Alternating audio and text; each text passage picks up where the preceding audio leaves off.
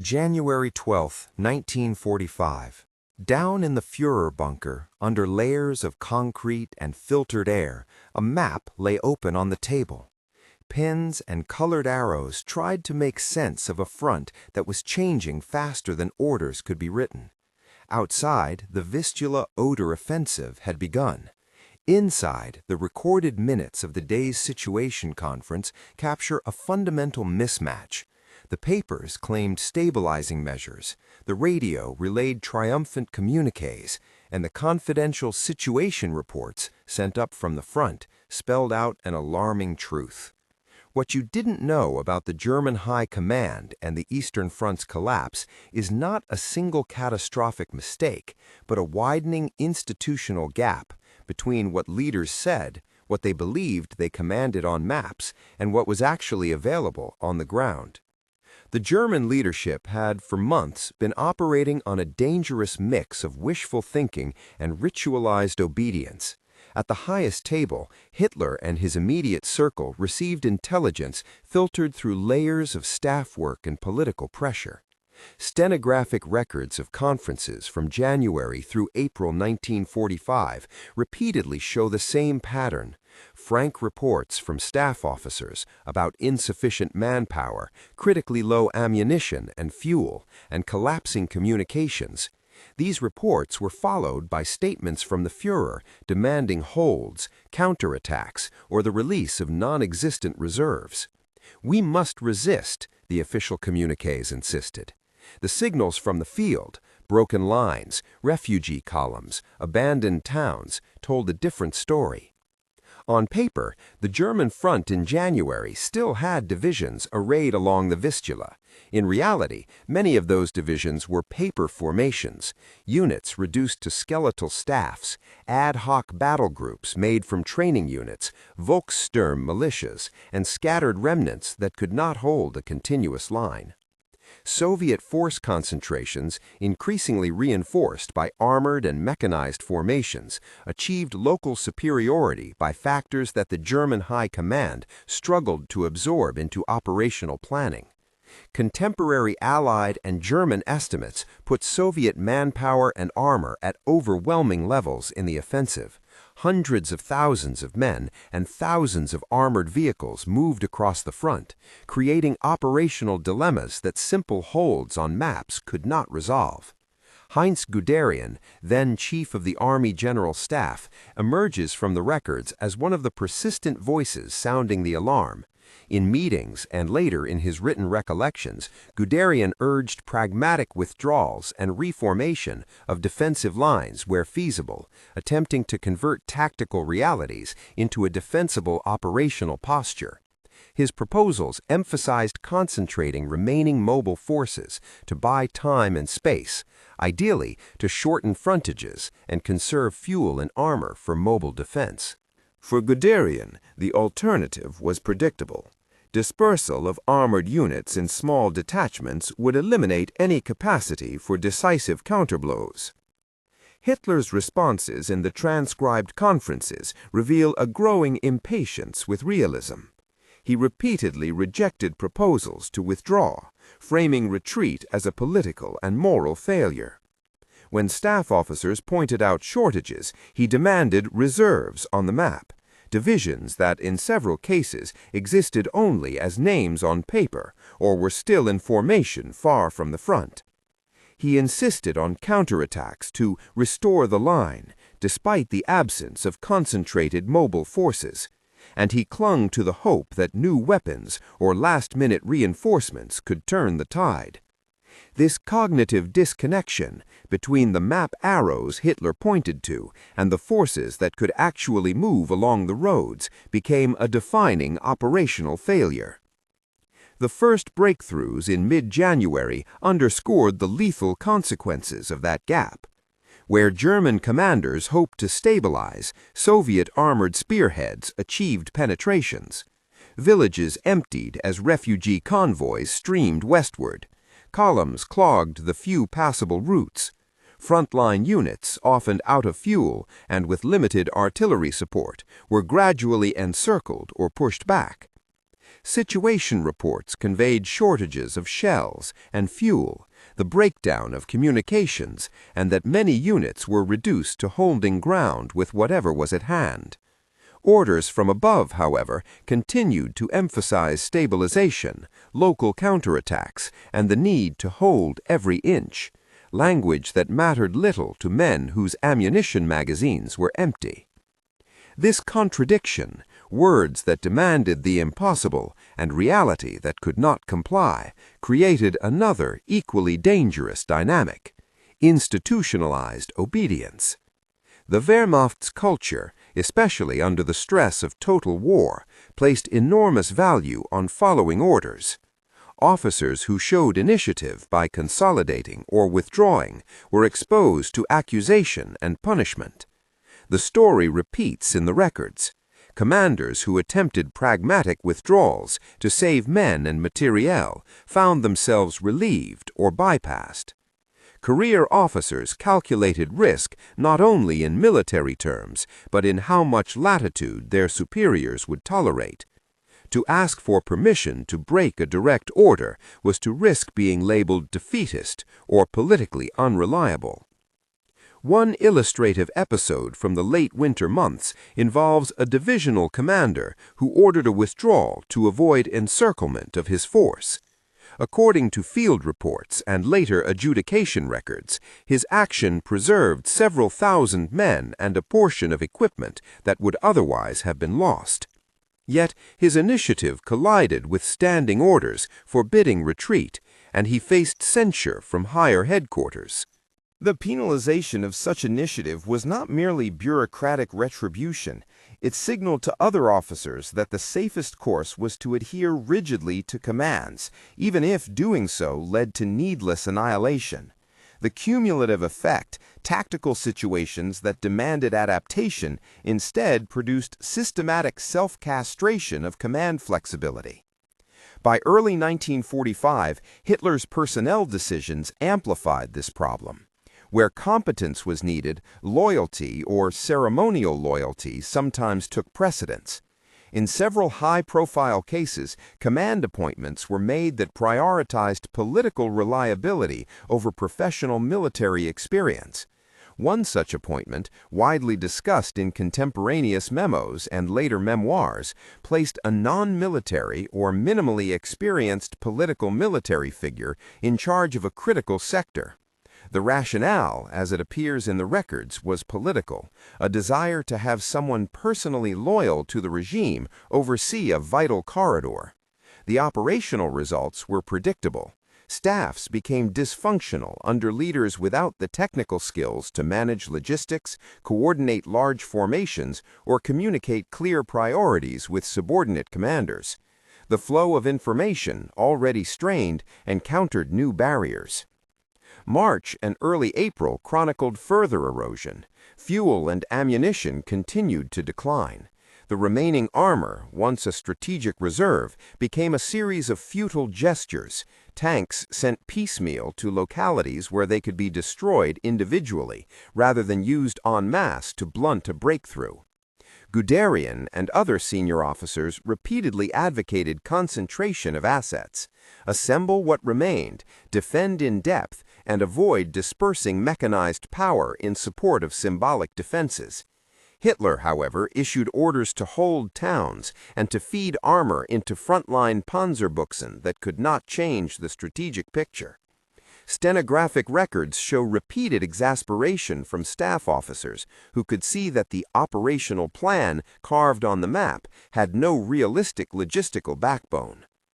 In early April, the Soviet forces launched their final and massive drive toward the German heartland. By April 16th, the Germans were facing the kind of overwhelming, coordinated offensives they had been dreading, multiple fronts pressing into the Reich, air superiority denying freedom of movement, and logistics in collapse. Operationally, the German command structure had fewer viable reserves than it claimed in propaganda bulletins. Units were cobbled together from training battalions, hastily mobilized Volkssturm units, and fractured remnants of once elite divisions. Much of the heavy industry that might have provided replacements had been destroyed in aerial bombing campaigns. In one confidential report, a staff officer listed the numbers. Frontline strength had dwindled to fractions of their nominal complements. Artillery pieces were short on ammunition, and fuel stockpiles were measured in hours rather than weeks. These were not slogans to be measured by propaganda value. They were arithmetic constraints on movement and maneuver. The April 22 Situation Conference crystallizes the tragic absurdity. Hitler demanded a counterstroke that he believed would cut the Soviet salient and relieve Berlin. The proposed operation relied on Army Detachment Steiner under Felix Steiner to pivot north and smash the Soviet flank. The minutes from that day, as recorded by the bunker stenographer and later cited in wartime trials and memoirs, make clear what transpired. Staff officers informed Hitler that Steiner lacked the formations to mount the promised counterattack. Steiner's units were a handful of understrength battalions, not the corps or divisions Hitler envisioned. Yet the fantasy map could still be drawn, a few colored arrows, a bold line, the imagined maneuver. When Hitler learned that Steiner's forces were inadequate, the meeting dissolved into a moment of behavioral disintegration by the Führer. Mood swings, declarations of betrayal, and insistence that others had failed him. Witnesses described the scene later as a turning point. For many present, it was the day the High Command's remaining credibility with its chief effectively ended. The map and reality gap had additional practical effects. Orders that forbade withdrawal prevented tactical consolidation of forces that might have slowed the Soviet drive or preserved combat power for more defensible lines. Communications between frontline commanders and Berlin were compromised not only by physical breakdowns, but by a political atmosphere that discouraged honest reporting. When bad news traveled upward, it risked being muted or repackaged as optimism to conform with what the High Command wanted to hear. The consequence was a feedback loop. Optimistic reports reinforced unrealistic orders. Unrealistic orders produced further attrition. Attrition produced more rosy assessments because admitting disaster could mean dismissal or worse. Meanwhile, the Wehrmacht's chain of command was being strained by political interference. Heinrich Himmler, head of the SS, increasingly tried to insert himself into operational roles.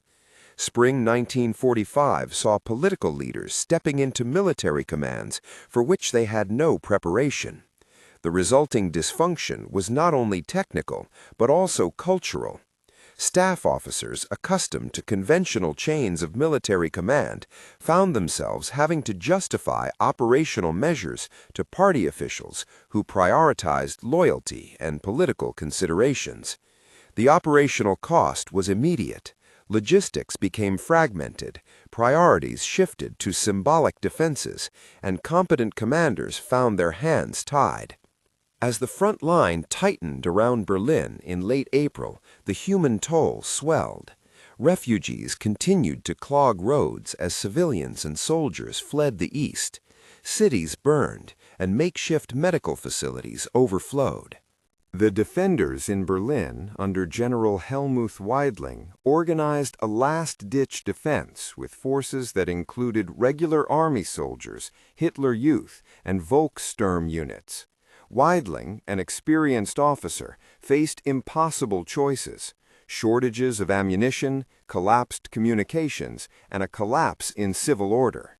His orders tried to balance military necessity with the urgency to protect civilians in a crumbling urban battlefield. Yet the bigger pattern had already been set in motion. Decisions made months earlier, and the obedience to orders that refused to adapt had left commanders like Weidling with only limited options. April 22 and the days following produced a cascade of operational and command breakdowns. Military plans dependent on the mobility of tanks and the availability of fuel could not survive in an environment where roads were clogged, refueling points overrun, and supply chains severed. Attempts to assemble counterattacks dissolved when movement was impossible. Units that were nominally part of a coordinated front operated in isolation, each trying to hold its sector against steadily increasing pressure. The official communiques continued to insist on strong resistance. The gap between those communiques and frontline reality widened until it became a gaping chasm. Within the bunker, the drama turned personal in the final week of April. Hitler, isolated and increasingly distrustful of his generals, issued a will and political testament that further emphasized the performative aspect of command in those last days. In his final statements, he appointed a succession, naming Admiral Karl Dönitz as his successor, and offered orders that had little chance of practical implementation. On April 30, Hitler shot himself. The next day, Hans Krebs, who had been chief of the Army General Staff and was present in the bunker in those final hours, went out to attempt contact with Soviet commanders to negotiate a ceasefire. Krebs and his aides received no accommodation. His attempt failed, and he took his own life on May 1. The leadership structure that had insisted on obedience to the last command was unraveling. Even after Hitler's death, orders continued to cascade downward, some nonsensical, others simply impossible. The new governmental center under Dönitz in Flensburg attempted to negotiate localized surrenders to spare civilians and troops further suffering, but the machinery of surrender had to intersect with the realities on the ground: scattered forces, Soviet occupation of vast territories, and Allied insistence on unconditional capitulation. German radio formally announced the surrender on May 7th, with hostilities ceasing in most sectors by May 8th. Yet pockets of resistance and confusion lingered. The formal surrender could not erase the months of destruction that had already occurred. Interpreting these events requires more than cataloging military defeats. The crisis was as institutional as it was tactical.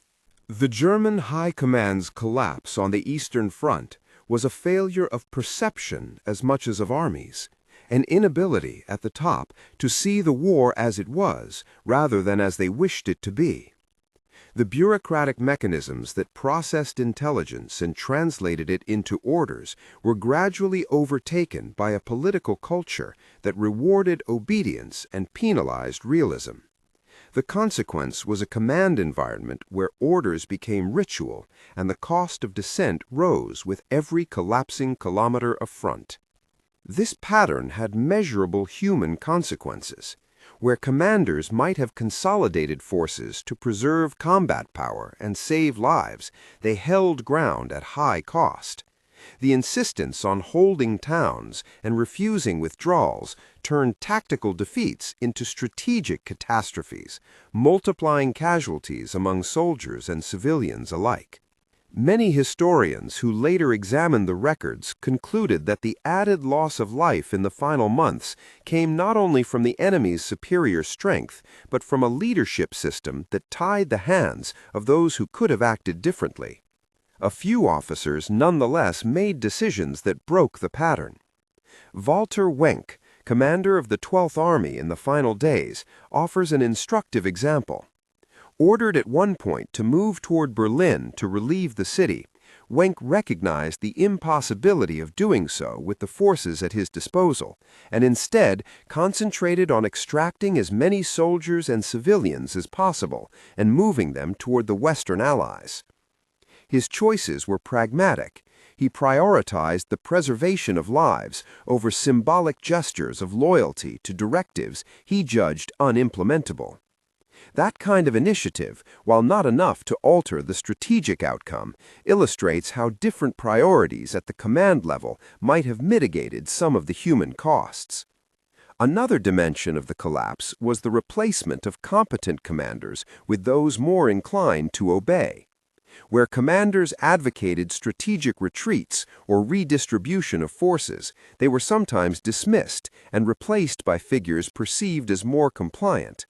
The tactical effect was immediate, staff cohesion frayed, experienced leadership vanished, and the operational tempo suffered as new appointees struggled to understand their sectors and lacked the trust of subordinate commanders. The cumulative result was a command pyramid filled with compliant officers, but not necessarily with the professional judgment needed to manage a collapsing front. The documented record also shows the compounding effect of logistics and communications breakdowns. Even when military leadership wanted to implement adaptive measures, the capacity to do so had been eroded. Fuel shortages grounded armored movement. Shortages of shells rendered artillery ineffective. Damaged railways and bombed roads made resupply unpredictable. In such an environment, the best-laid plans were often stillborn. Staff officers in that period repeatedly warned that without adequate supply, any proposed counterattack or consolidation was merely a map exercise. The political insistence on offensive gestures nevertheless continued, as though symbolic movements on paper could substitute for physical capability. Publicly, the regime continued to broadcast confidence. Propaganda outlets emphasized stubborn resistance, heroic spans, and the eventual break of enemy momentum. Behind those bulletins, the private documents told another tale. Commanders signing off on reports that confessed to critical shortages, radio intercepts showing the speed of Soviet movements, and footage of refugees that contradicted the official narrative. This disparity between public statements and private knowledge is not accidental. It is integral to understanding how the high command collapsed. The machine that once channeled information upward and orders downward had become clogged by political imperatives that distorted truth. When historians look back at January through May 1945, they often point to the same set of institutional pathologies: a leader whose decisions were increasingly divorced from operational reality, a culture of obedience that punished initiative, political interference that prioritized loyalty over competence, and logistics failures that turned strategic questions into purely arithmetic problems of supply. The interplay among these factors produced a collapse that was, in its own way, bureaucratic as much as military. In assessing responsibility, it is important to avoid simplistic psychological portraits. The records, stenographic notes of conferences, diaries of participants, intercepted communications, and post-war interrogations create a composite picture of decision-making under pressure. Contemporary observers and later memoirists described Hitler's behavior as increasingly erratic.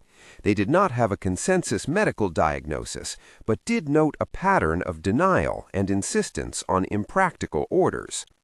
Where necessary, later historians have contextualized these descriptions with corroborating documents that show a leader issuing repetitive directives that lacked logistical foundations. The lesson is not to psychoanalyze, but to trace how a pattern of directives reinforced by institutional incentives for obedience and enabled by political interference produced catastrophic outcomes. The moral dimension of these choices cannot be divorced from operational analysis. The obedience that kept many officers from deviating from orders must be understood in its institutional context, a military culture that prized order, salute, and chain of command, intertwined with a political system that could punish perceived disloyalty. Some officers chose to take initiative, often at great personal risk. Others felt the cost too high or judged that they lacked the authority to change course. The compounded moral consequence was that countless lives were expended in battles that, in many cases, could have been avoided or mitigated by pragmatic consolidation and withdrawal. As Berlin fell, and as the formal mechanisms of surrender took effect in early May, the immediate human tragedy was clear, and so were the institutional lessons. The internal collapse of the German High Command on the Eastern Front was not merely a matter of being outnumbered or outgunned. It was a failure to align decision-making with observable reality. Orders became performative ritual rather than tools for coordinating action. Communication channels failed to convey urgency in a way that could produce corrective action. Leaders prized obedience and symbolic stands over adaptive strategies that might have preserved forces and reduced suffering. What then is the final accounting? The collapse was a result of layered failures. Tactical defeats multiplied because operational cohesion disintegrated. Operational cohesion disintegrated because the command culture could not accept the necessary trade-offs that reality demanded. Political interference and personnel choices further hollowed out the capacity for competent decision-making. The human cost, measured in cities destroyed, soldiers killed, and civilians displaced, was the bitter arithmetic at the end of these intertwined failures. If there is a single sober takeaway from the detailed record of January-May 1945, it is this: war demands that leaders face hard truths. When institutions reward obedience over candid appraisal, and when leaders prefer fantasy reserves on paper to the hard work of logistics and realistic planning, the result is predictable. The German High Command did not merely lose a war of attrition to the Soviet Union. It collapsed because its centers of decision-making were increasingly detached from the conditions they purported to control. In that detachment lay the real collapse, not only of armies on the Eastern Front, but of the capacity to perceive, decide, and act in alignment with reality. If you found this analysis useful and want more deep dives into critical decision points of World War II, how intelligence failed, how command cultures shaped outcomes, or how single battles altered strategic trajectories, subscribe for further episodes exploring the human and institutional dynamics behind military history. Our sources for this account rely on contemporary situation reports, stenographic records of the Führer's conferences, diaries of participants, and subsequent scholarly reconstructions. Links and references are in the description for anyone who wants to dig into the primary materials. In closing, remember that history's tragedies often combine battlefield force with institutional frailty. The Eastern Front's final months were not simply a matter of overwhelming Soviet power. They were a stark case study in how a command system, when it loses the ability to reconcile words with material reality, can make strategic defeat almost inevitable and can multiply the human toll in the process.